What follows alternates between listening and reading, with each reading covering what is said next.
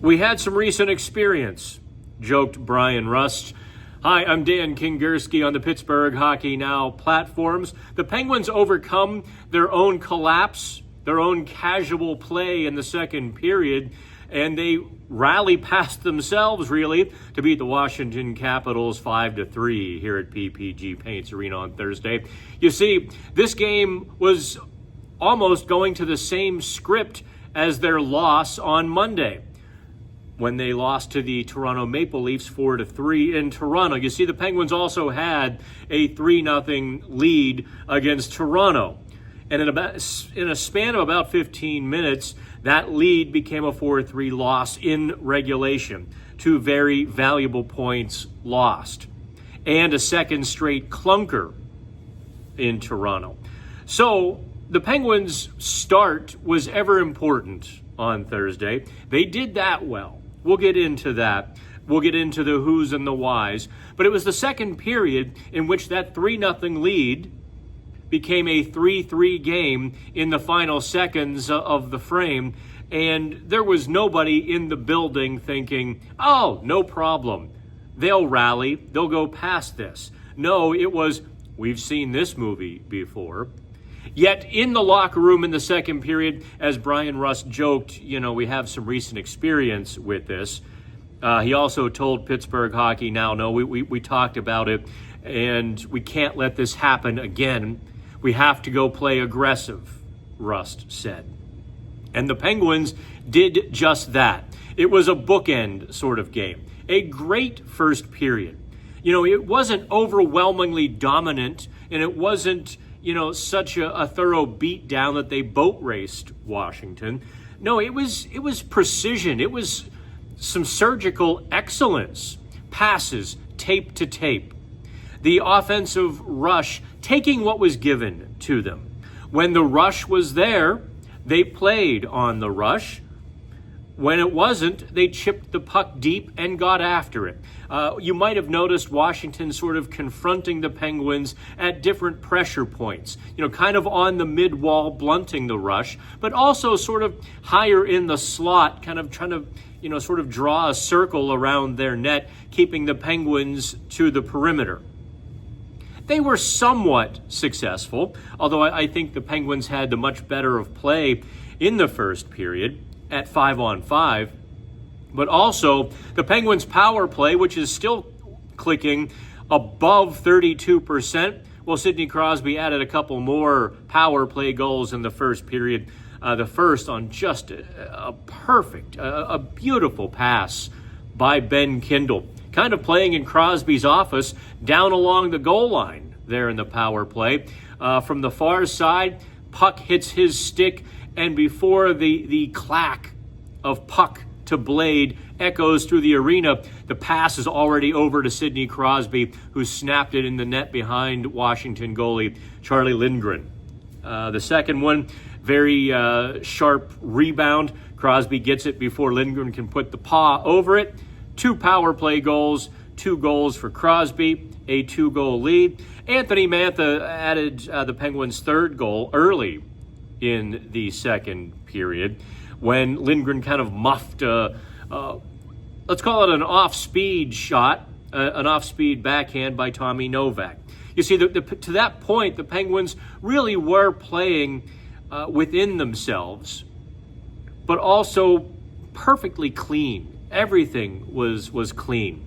They were defending well. The forwards are coming over the top as the F3 was protecting the defenseman pinching. The defensemen really weren't taking any unnecessary risks or gambles.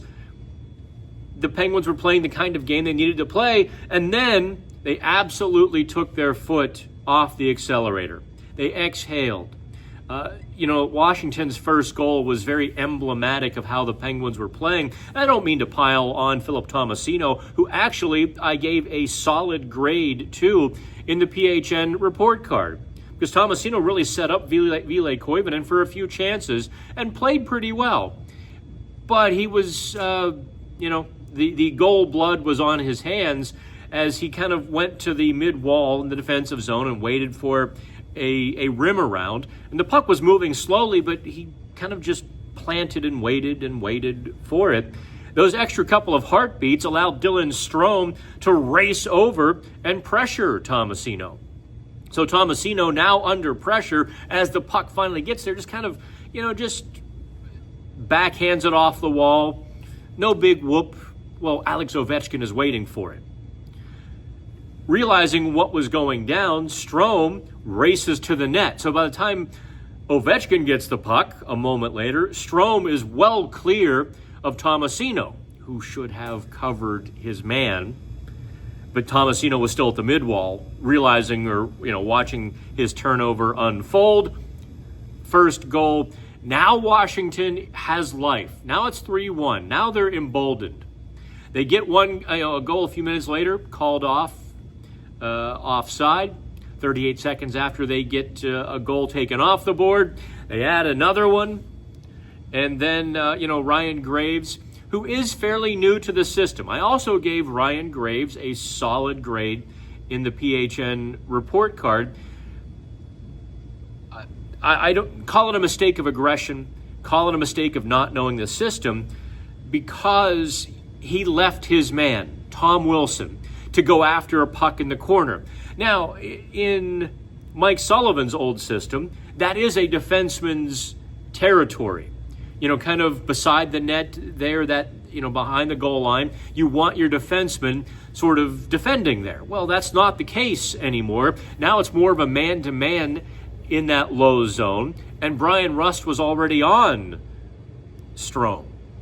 So now when Graves leaves and Strome puts the quick shot on net, Tom Wilson is there all day. He's got an easy rebound, tie game, and you thought it, I thought it. Penguins are going to lose this game, 3 straight losses. How ugly is this locker room going to be? Exactly how far is this spiral going to be? How deep are the losses going to, or how many losses are going to mount here? Yet, the Penguins chose the positive fork in the road. They rebound, they overcome all of that, and they fairly well dominated the Capitals for most of the third period and win 5-3. So in terms of performances to really circle here, I've mentioned some of the solid grades for the unheralded players, or players that I quite frankly have been critical of, Graves and Tomasino. They got solid grades despite mistakes that led to goals. Hockey is a game of mistakes. And while I thought Tomasino's was kind of a lazy mistake, the entire team was, coasting at that time. It just so happened that it was his turn in the storm, and that led to the goal. Sidney Crosby, of course Crosby plays well against Alex Ovechkin. That's just an absolute given. We don't need to really dig into that. The Penguins' power play. Look at the aggression and the intent with which they are playing. I don't know how what their percentage climbed to. They were, in fact, they had 3 power play goals. That's kind of, I suppose. No, 3 power play goals, because Brian Rust's game winner was also a power play goal. But they're moving the puck crisply and with intent. The lazy river around the perimeter is gone. Largely, Erik Karlsson, I will give a bulk of credit, because he's not letting the puck grow moss on his stick. It's here, it's there, it's to the net. Most nights, anyway. Karlsson was great Thursday. I mean, he is playing at a level that if he had played at in the last couple of years, good gosh, what would have been different for this team? Dan Muse has taken the reins off, and he's letting his horse run through the field there. And Karlsson is rewarding him, not just on special teams. No, Karlsson was really good 5-on-5. He was on point, just sharp and crisp at both ends of the rink. Ben Kindle, man, 18 years old, and he just continues to amaze and surprise. Picked up a pair of assists. His first 2 assists, believe it or not. In terms of okay performances, I thought Arturs Shilov's was okay. I think it's, I don't know if the rebound issue is baked in and is always going to be, or if that's something that can be cleaned up. He made some great saves, don't get me wrong. There was a great bit of technical goaltending when he had to go post to post to take one away from Strome. And 1 foot is to the post, which makes, the 5-hole was literally about 2 feet, 3 feet wide, but he kept the paddle as he slid, and as he did the splits, basically, taking one away from Strome, which was ticketed dead center 5-hole. Really just an unheralded, under the radar sort of save, and Shilov's made a few of those.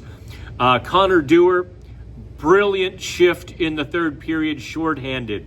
Danced around one defender. I mean, come on. Your stick doesn't break in the middle if you're not slashed. The referees didn't call it. Tom Wilson, one-handed him.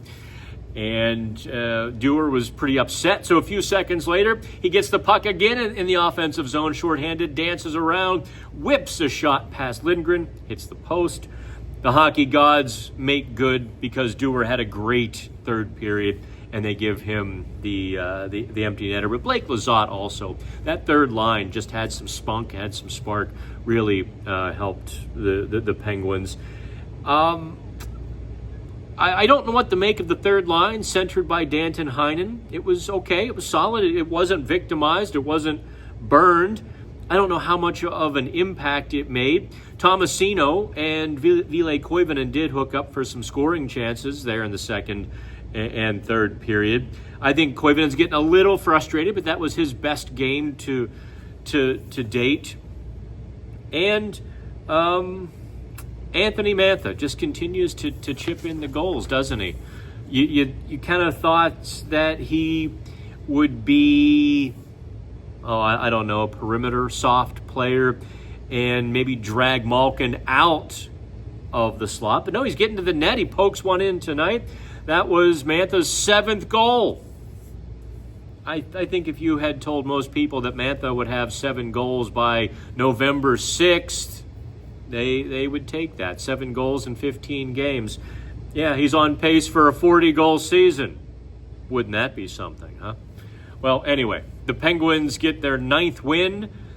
They stay atop the Metro Division tie. They've got 20 points now, and they're maintaining their position top of the Eastern Conference.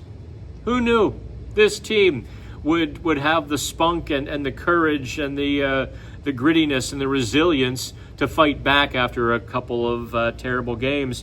It's almost like this Pinocchio is becoming a real boy. If they get to the 20-game mark and they continue to keep playing this well, I dare say it will be for real. They've got New Jersey and LA, 2 very big tests this weekend before departing Sweden.